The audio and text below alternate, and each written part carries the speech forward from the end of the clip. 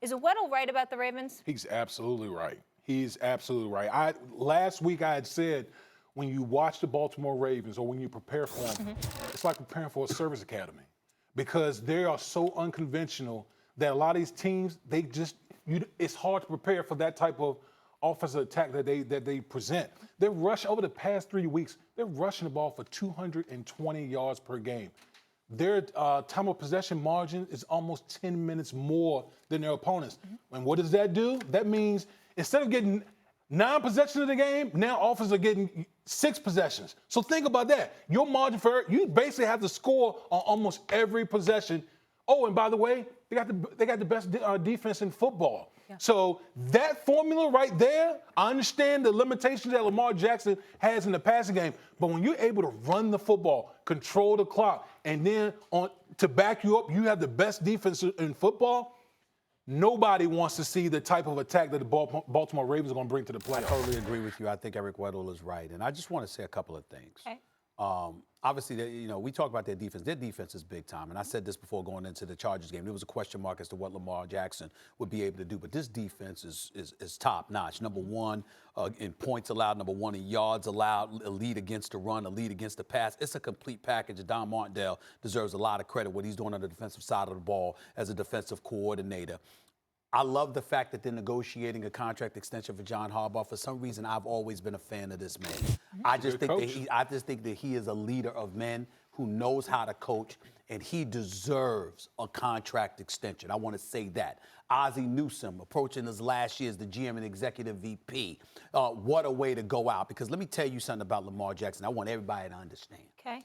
If you're watching the man throw the ball, even though that was a damn good touchdown pass to that tight end. Sure was. Yes, it was. Sure was. If you watch Lamar Jackson throw the football on a regular basis, there are question marks as to his pocket passing ability. But it is clear when you look at this Ravens team, they believe in this brother. The defense, I watch this defense, and they go out there, and not only do they play like renegades, their belief is, we just got to make sure we hold down the fort and give this brother an opportunity. He's going to find a way. And I don't mean this to sound cruel, Max. I really, really don't. But I'm glad this is happening to a Joe Flacco, who it's got to be. And I don't mean glad in terms of the misery. I don't want him feeling miserable or whatever. But what I'm saying is he was a Super Bowl champion. And even though he went out there and tried to perform, and it wasn't his fault per se that the Ravens didn't advance but so far, you sort of got the impression, I did it. I got the Super Bowl ring. What can they tell me? And the Baltimore Ravens, with Lamar Jackson's presence, has taught him, you take nothing for granted. You take nothing for granted. Because when you look, the Ravens have had great defenses for years. It is rare in the day that we have seen their defense collectively look the way they look right now. Look. The fact, I thought the Ravens would win the division to start the year. Everyone was high on the Steelers. I picked the Ravens. They're a good team. Right again. Yep, they're a good team. They are right a lot more. Well, I'm just saying. I think Max is always right because you always take all positions. I just wanted to say for you. Who did I pick to start? That's true. The Ravens. Yeah, we give you a props. That's true. Now, that is true. That is true. You did. I bring it up to say, to indicate, it's not that I don't think they're good. I understand that they're good. And drafting Lamar Jackson lit a fire under Flacco, the way he was playing in the preseason and throughout the early parts of the season. But he is what he is. He's limited. He's okay. He's not a very good quarterback anymore, and he was never a great one. He was a good one under pressure with a strong arm. So I'm not saying that it's wrong that people don't want to see the Ravens. Because they have a really good defense. And by the way, I'm not even saying that Lamar Jackson's going to be better than Flacco might be next year. It's just that the way he plays football or the offense that he necessitates pairs extremely well with a high-powered defense against the league of mostly high-powered offenses. I only want to interject because I want to come back to you with this. Lamar Jackson, I understand what you're saying. You're talking about Joe Flacco. This year, Joe Flacco was 4-5.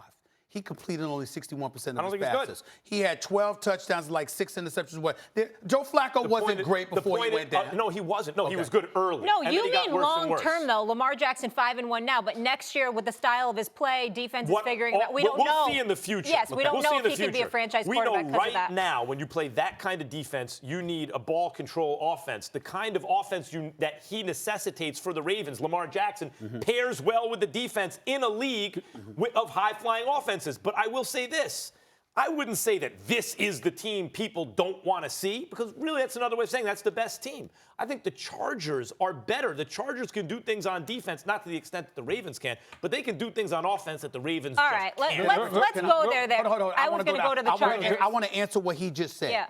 Here's why I respectfully disagree with you. And I say respectfully because I understand your point and I can appreciate it. But Damien, and I need you to help me out here. Phillip Rivers, as great as Phillip Rivers is, you know there's only one way he's going to beat you, by flinging that football. He ain't going nowhere. The problem with Lamar Jackson, and I think it has excited the defense, is that I don't just have to sit back and rely on Joe Flacco's arm. I got a cat in here who could potentially make the throw, but damn, I know he can run and make plays with his wheels. And I think an elite defense loves that, because when all else fails, do you know what they could go to? Now, correct me if I'm wrong about this. Do you know what they could go to Lamar Jackson and do? The defense could go like this. Look, bro, we just need you to get a couple first downs. We need a breather. You understand? In other words, don't even worry about scoring. Hold up. Can do that. Here's my question. Am I right? So this loss didn't make you second guess. I was going to come to you on this, Max, but you kind of just touched on it. Does it make you second guess the Chargers going all the way? No, I think listen, the NFL is wide open. The AFC is wide open. So the Chargers have just as good a chance as anyone.